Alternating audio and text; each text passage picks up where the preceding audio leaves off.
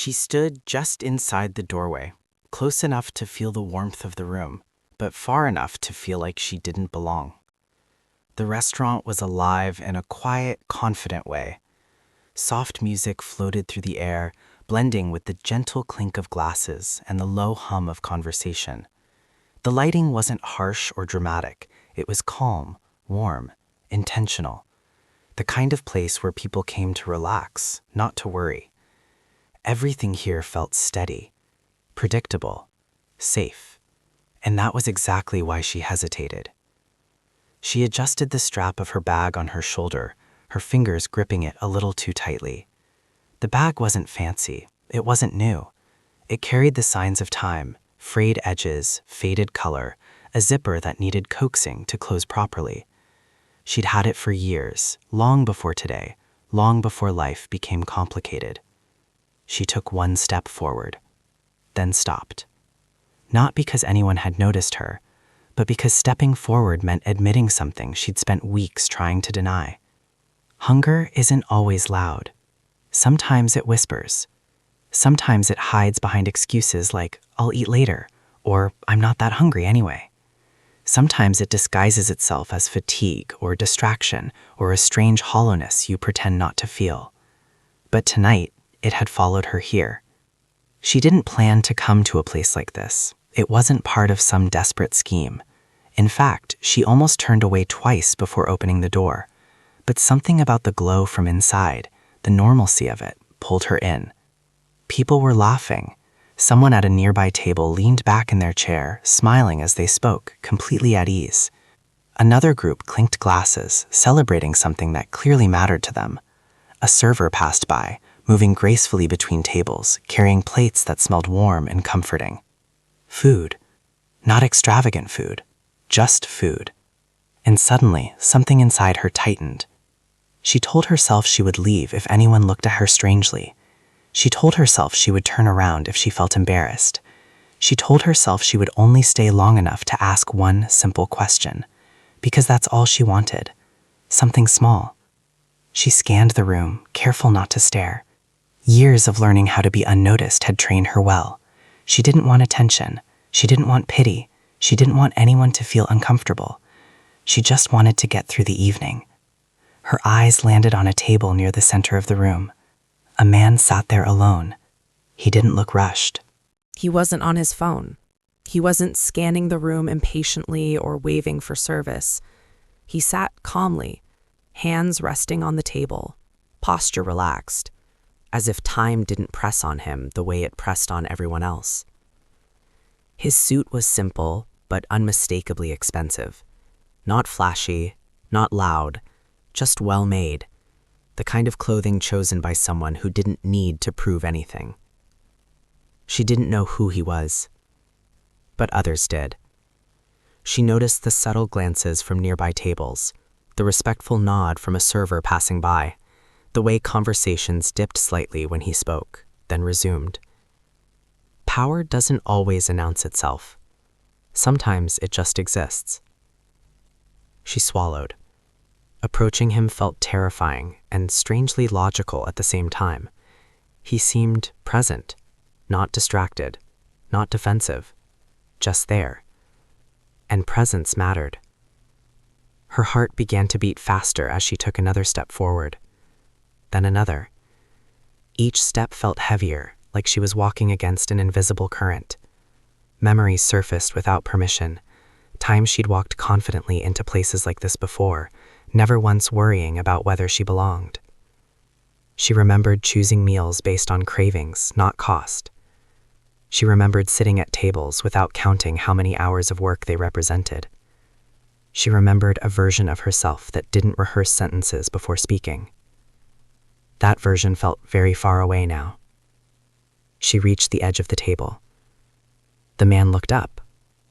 Not abruptly, not suspiciously, just up. Their eyes met. For a brief moment, she considered turning away, pretending she was looking for the restroom, pretending this wasn't happening. But it was happening, and running wouldn't change that. "Excuse me," she said. Her voice was quieter than she intended. but it didn't shake. That alone surprised her. The man waited.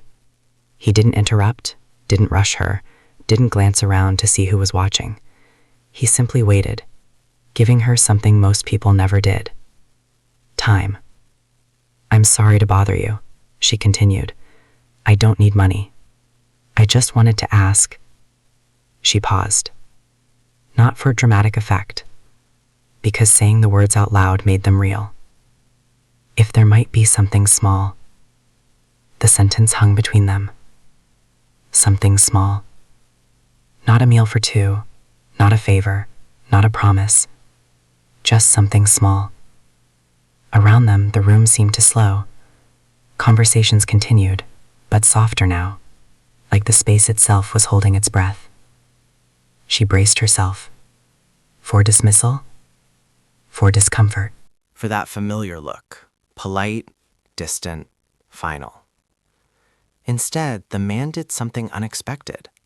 He didn't speak right away.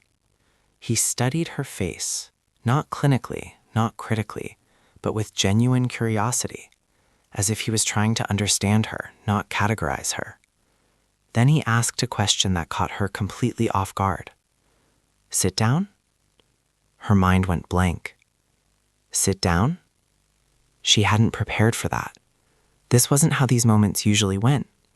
Usually there was a clear boundary, a line you didn't cross, standing on one side, asking quietly, being answered from the other side. But this erased the line. She hesitated, unsure if she'd heard him correctly. He gently gestured to the chair across from him. There was no pressure in the motion, no expectation, just an invitation. Slowly, almost mechanically, she sat. The chair felt sturdier than she expected. The table felt closer. The room felt different.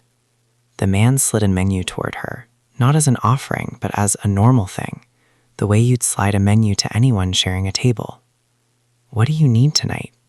he asked. The question was simple, but it hit her harder than anything else could have, because no one had asked her that in a long time. She looked down at the menu, though she wasn't really reading it. The words blurred together. "It means," she began, then stopped. Her throat tightened. She hadn't planned to explain herself. She hadn't planned to reveal anything.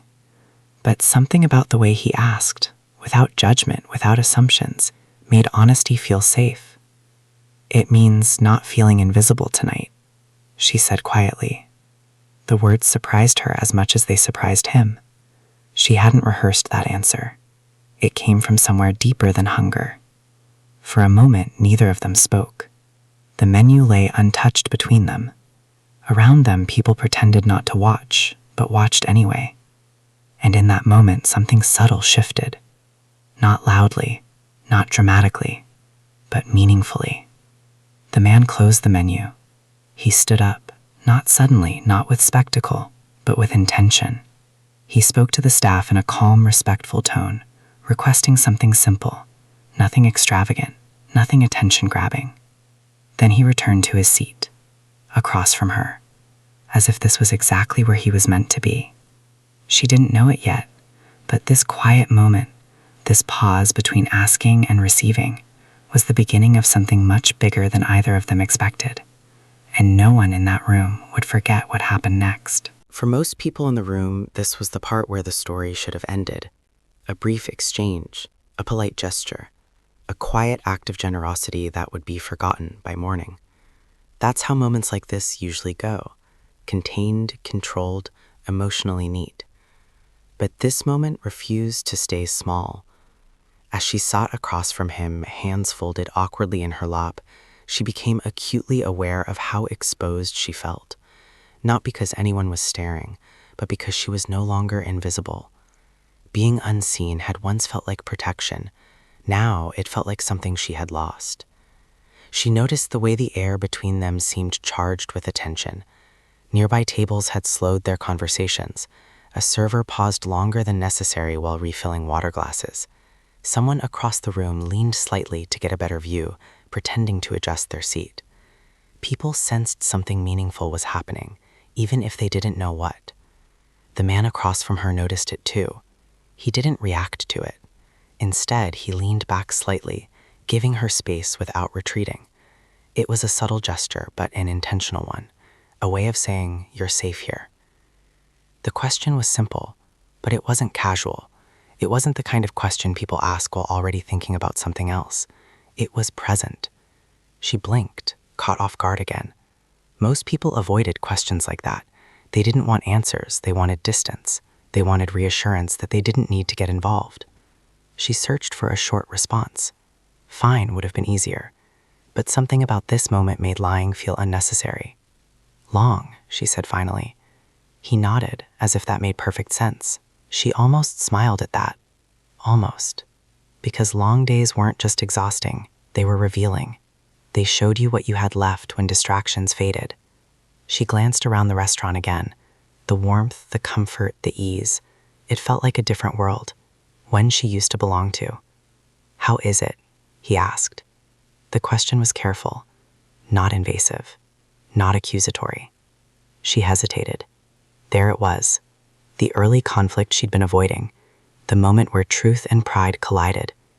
"I usually figure it out," she said. It wasn't a lie. It just wasn't the whole truth. He didn't push. Instead, he nodded again, acknowledging her answer without interrogating it. "That takes strength," he said. She looked up, surprised. "They should," he replied calmly. The words settled into her chest, heavier than she expected. Survival. She'd never thought of it that way. To her, survival felt messy, unplanned, a series of small decisions made under pressure. It didn't feel admirable. It felt embarrassing. Yet here he was reframing it without effort. Across the room, a couple exchanged glances. This wasn't charity. This wasn't performance. This was conversation. And it made people uncomfortable because it challenged the silent rules they lived by. Rules like, don't engage too deeply. Rules like, kindness should be quick. Rules like, if you pause too long, you might have to care. The food arrived quietly. A simple plate, warm, steady, unassuming. The kind of meal most people here wouldn't remember eating, but to her it felt monumental. She stared at it for a moment, unsure if she should begin. The man noticed. "Go ahead," he said. She took a small bite, then another. Her shoulders relaxed almost imperceptibly. That's when something shifted inside her, not physically but emotionally. She realized she wasn't being rushed. No clock ticking, no expectation attached. Just permission to exist for a few minutes without justification. She swallowed and spoke again, this time more freely. "I didn't plan to come here," she admitted. "Why didn't you?" he asked. The honesty surprised them both.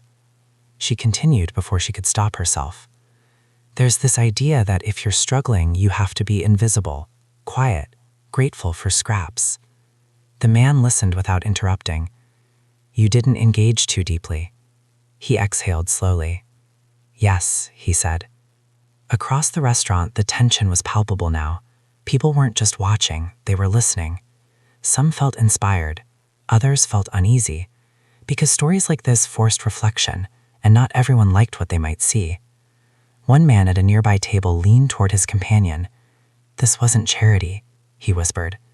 His companion didn't answer, because even she understood this wasn't about money. This was about recognition. The billionaire glanced briefly around the room, then back at her. "You didn't ask for help," he said. She nodded. "You asked for permission." The question landed carefully. She considered it. "I hoped someone would say yes," she said. He smiled, not triumphantly, not emotionally, but thoughtfully. "You didn't ask to be saved. I mean, to be helped." "I mean," he said, choosing his words with care, "you didn't ask to be saved." That distinction mattered.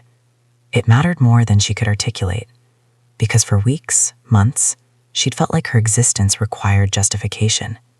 Yet here, across from someone with every advantage, she didn't feel smaller. She felt equal. The early conflict deepened, not externally, but internally. Because accepting kindness is harder than people think. It forces you to confront your own beliefs about worth, about independence, about deserving. She took another bite, slower this time. I don't want people to think I expect things, she said. I know, he replied. She looked at him again, really looked this time, not at his suit, not at his status, but at the calm certainty in his posture, the ease that came from understanding both abundance and absence.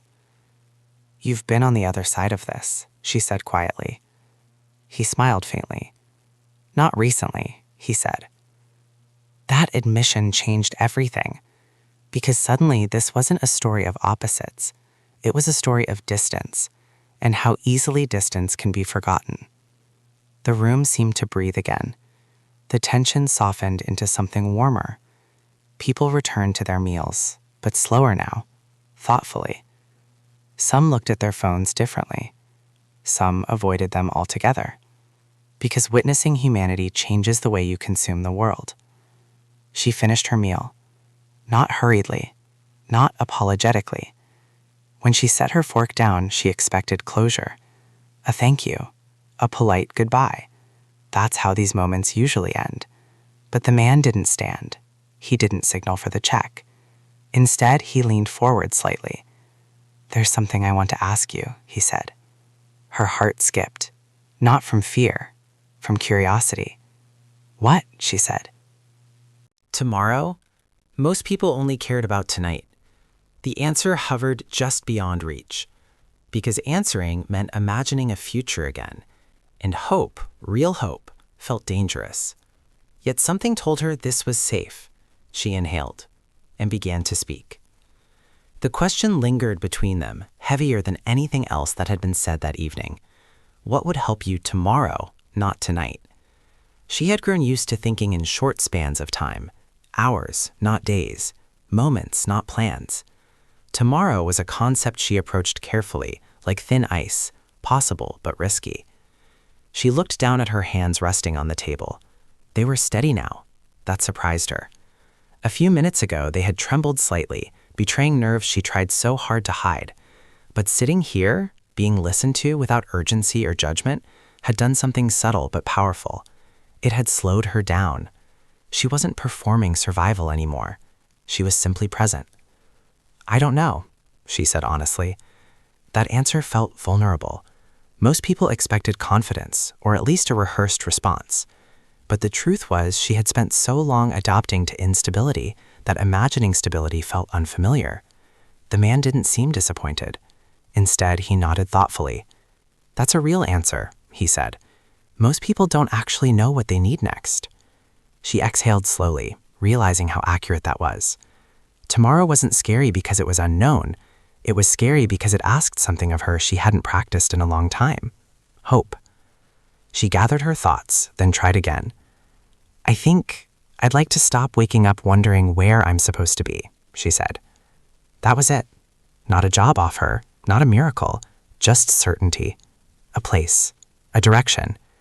The man listened carefully, as if committing her words to memory. That makes sense, he said. She met his eyes again. For the first time, she noticed something she hadn't before. Not power, not wealth, but recognition. He wasn't imagining her life.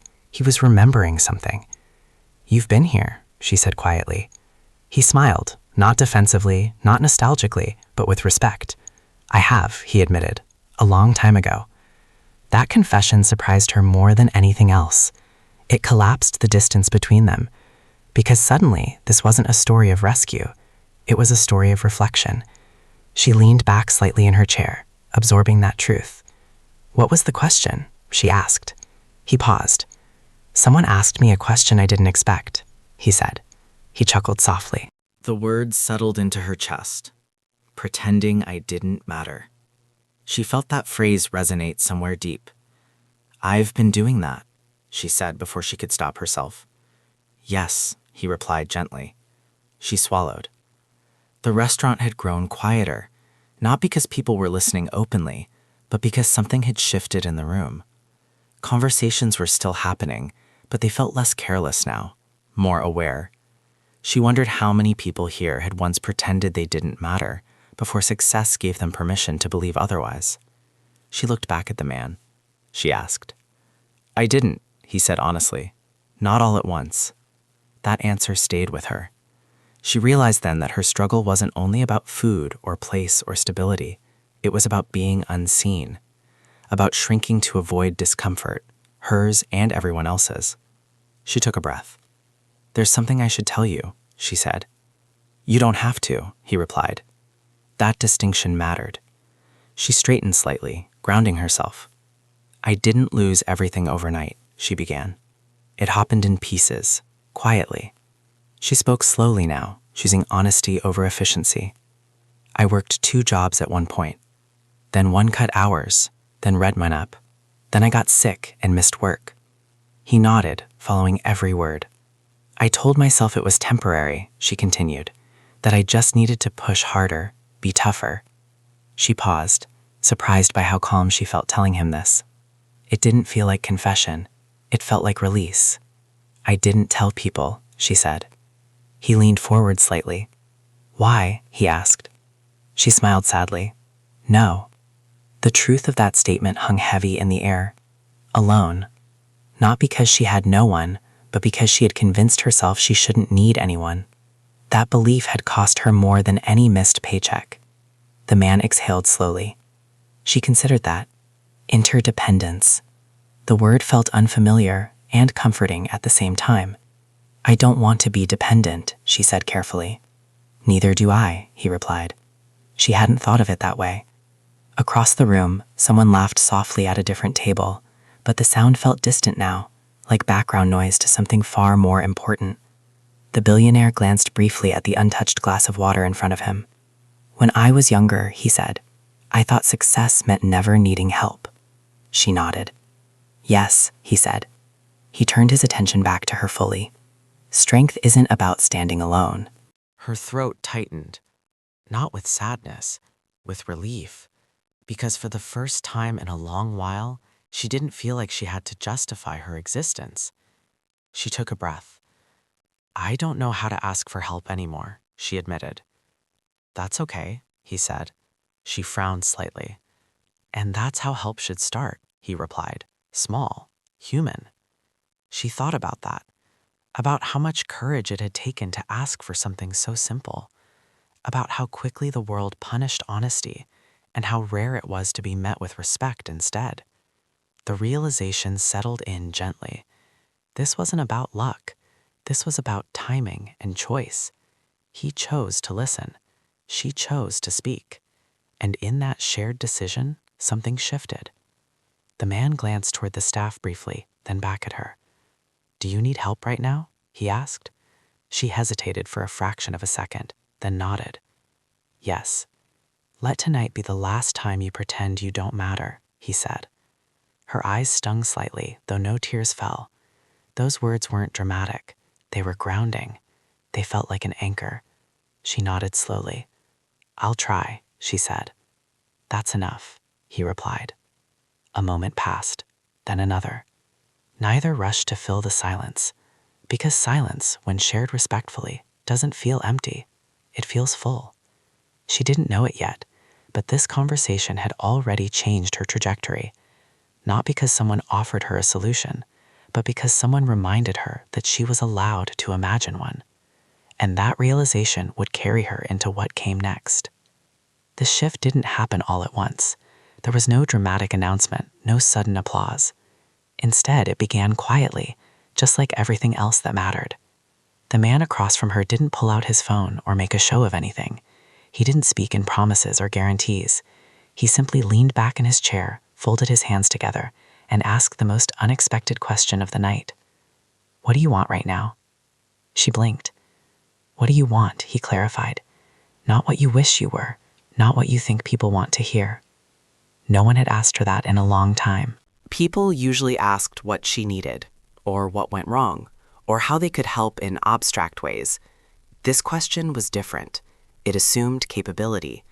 She thought for a moment, then laughed softly, not because it was funny, but because it felt strange to remember. "I'm organized," she said slowly. I notice details. I remember names. As she spoke, something familiar stirred inside her, a sense of competence she hadn't accessed in months. The man smiled. "That's not small," he said. She shrugged. "Normal is often underrated," he replied. He paused, then continued. "Tomorrow morning, would you be willing to meet someone, not an interview?" Her chest tightened. Fear and hope often feel the same at first. "I don't want special treatment," she said quickly. He nodded. That answer surprised her. "What you'll get," he continued, "is a chance to be seen where your skills matter." She considered that. A conversation, not a rescue, not a spotlight, just an opening. "I can do that," she said, and she meant it. The check arrived quietly, settled without ceremony. The man stood, adjusted his jacket, then waited, giving her time to stand when she was ready. That small courtesy stayed with her. They walked toward the exit together. People noticed, not because it was dramatic, but because it was deliberate. The way he held the door, the way he paused to make sure she stepped through first. Not as superiority, as respect. Outside, the night air was cooler. The city hummed with movement, cars passing, voices echoing faintly, life continuing without awareness of what had just shifted. He handed her a simple card. No titles, no branding, just a name and a time. "Be there if you can," he said. She looked at the card, then back at him. "Thank you," she said. He asked gently. "For treating me like a person," she replied. He smiled, not proudly, not emotionally, but knowingly. "You already were one," he said. Then he left. No lingering, no expectation, just space. She stood there for a long moment, card in hand, feeling something unfamiliar settle into her chest. Possibility. The next morning arrived faster than she expected. She barely slept, not from anxiety, but from anticipation. Her mind kept returning to the question he'd asked. What do you already know how to do? She thought about her old routines, the satisfaction of keeping things running smoothly, the quiet pride of being dependable. She showed up early. The building was modest, clean, unpretentious. Inside, she met someone kind, professional, curious. They didn't ask her to explain her past. They asked her to describe her strengths. That alone felt transformative. The conversation flowed naturally. She found herself speaking with clarity, confidence slowly returning as she realized she hadn't lost who she was. She'd just been disconnected from where she belonged. By the end of the meeting, nothing was promised, but something had begun. Over the following weeks, small changes accumulated. Not miracles, momentum. She was given structure, routine, purpose. She was offered work, not as charity, but as contribution. The first paycheck wasn't large, but it was honest, earned. She held it in her hands longer than necessary, not because of its value, but because of what it represented. Validation. Stability didn't arrive instantly. There were still hard days, moments of doubt, times when old fears resurfaced. But now she had anchors, names, places, people who expected her, not because they felt obligated, but because she mattered to the work. She thought often about the restaurant, not the food, not the wealth, but the moment someone asked her to sit down. That gesture had reoriented her sense of worth. Months passed, then more. Her life didn't become perfect. It became manageable, and that was enough. One evening, as she walked past a familiar restaurant window, she caught her reflection. She looked different, not because of clothes or posture, but because of presence. She was no longer bracing for invisibility. She had learned something vital. Transformation doesn't come from grand gestures. It comes from sustained belief, offered and accepted. And it all started with something small. The invitation arrived without fanfare. No embossed envelope, no formal announcement, just a simple message asking if she would be willing to attend an evening event, not as a guest of honor, not as a symbol, but as herself. She stared at the message longer than necessary. Events like this had once felt distant, even intimidating. Rooms full of people who spoke confidently about futures that felt guaranteed. Spaces where she had learned long ago how to blend into the background. But this time felt different. This time she wasn't attending to prove anything. She was attending because she belonged there. The night of the event, she arrived early. Old habits die slowly. The room was bright and open, filled with conversation and movement, not extravagant, intentional. People gathered in small circles, exchanging ideas, laughter punctuated with thoughtfulness. She recognized the man from the restaurant across the room. He looked exactly the same, calm, unassuming, present. He noticed her too, not immediately, and she appreciated that. When he did approach, it wasn't with surprise, but with recognition. "You came," he said simply. "I said I would," she replied. They shared a brief smile, one that didn't need explanation. As the evening progressed, she listened more than she spoke. She observed the rhythm of the room, the way people leaned in when they cared, the way they drifted when they didn't. And then something unexpected happened. She was asked to speak, not to perform, not to inspire, just to share. Her first instinct was to refuse. Public speaking had never been part of her plan. But the person who asked didn't frame it as a demand. They framed it as an invitation. "Only if you're comfortable," they said. She hesitated. Then she thought back to that night, to the chair pulled out for her, to the question she hadn't expected, to the meal that wasn't about food. "I'm comfortable," she said. When she stood at the front of the room, her heart beat faster, but it didn't race. She didn't rehearse a story. She didn't craft a message. She just spoke honestly. "I once asked for something small," she began. The room quieted, not out of obligation, but curiosity. "I thought asking for less would make me easier to accept." She paused. She didn't mention wealth. She didn't mention status. She talked about moments, about questions, about the difference between charity and dignity. People listened, not because the story was dramatic, but because it was real. When she finished, there was no dramatic applause, just a long, thoughtful silence, then quiet appreciation. Later that evening, the man from the restaurant joined her again.